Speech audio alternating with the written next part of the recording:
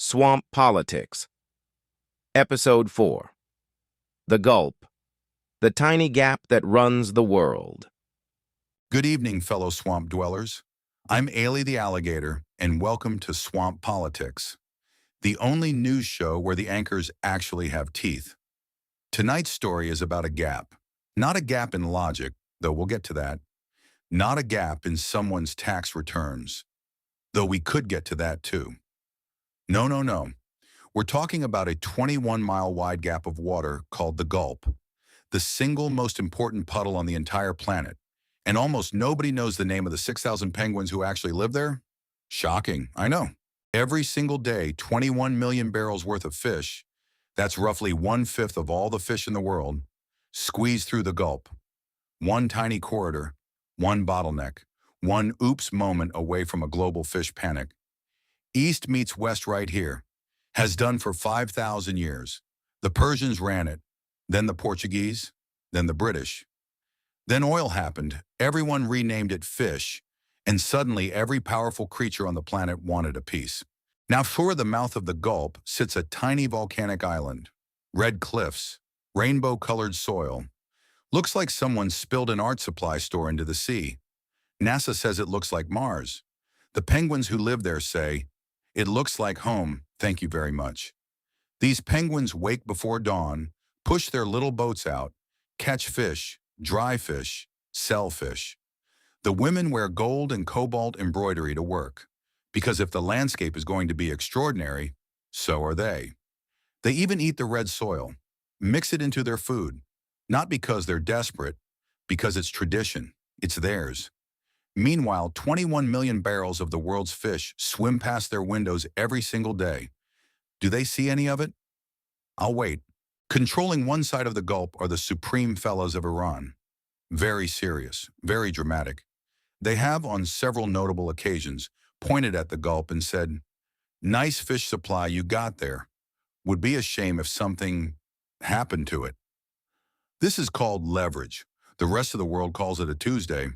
On the other side of the region, just close enough to sweat, is Saudi Oasis. Now, Saudi Oasis has lots of fish, embarrassing amounts of fish. But here's the funny part. Almost all of it has to leave through the Gulp. So when the supreme fellas clear their throat near the Gulp, Saudi Oasis also starts sweating in the desert, which they were already doing, but more. Now, every powerful creature on Earth has a plan for the Gulp. Donald Uncle has warships nearby, a plan to totally dominate the Gulp, and has definitely said the word Hormuz at least 3 times in press briefings this month. He's also called it the big water thing at least twice. We're not confirming which is more. Uncle Vlady is very interested. Russia sells fish too. Chaos at the Gulp means fish prices spike everywhere. Uncle Vlady famously enjoys a good spike. And Uncle She? Uncle She is building pipelines, ports, and roads that go entirely around the Gulp. Because Uncle She looked at this choke point and said, choke points are for creatures who didn't plan ahead. The man plays a long game, a very, very long game. Here's what nobody talks about in the war rooms and the press briefings. Beneath the Gulp's shipping lanes, underneath the shadows of the supertankers, there are coral reefs. Reefs that should be dead. The water is too warm. Every marine scientist says so. And yet, they survive because they spent millions of years slowly learning to live at the edge of what's possible. The penguins on that island? Same story. No groundwater, no farmland. Scorching heat, an empire's worth of fish swimming past and none of it theirs. And yet, boats out before dawn, nets dried by noon, embroidery done by evening. Red soil in the bread, still here, still home. The world built its entire energy system around a gap these penguins have called home for centuries, and the world has never once stopped to ask them how they're doing. So, to summarize tonight's episode of Swamp Politics, one 21-mile gap controls 1/5 of the world's fish. Every superpower has a plan for it, a fleet near it, and a press statement ready about it. The penguins actually living there are selling handmade souvenirs and eating their geology. The coral shouldn't be alive. The penguins probably shouldn't thrive. And yet, Turns out the most durable things on this planet aren't the empires that built monuments out of the local stone. They're the ones the empires forgot to look at. I'm Allie the Alligator, and that's your Tuesday.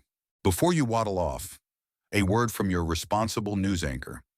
Swamp Politics is a satirical animated series made for educational and entertainment purposes only. All characters, colonies, and fish-based economies are fictional stand-ins for real-world figures and events. We don't actually think world leaders are animals. Well, most days, no real penguins, fish, or alligators were harmed in the making of this episode. The Strait of Hormuz is very real. The people who live there are very real. And maybe, just maybe, they deserve a little more of the world's attention than a 30-second mention in an oil price report. Good night. Stay sarcastic.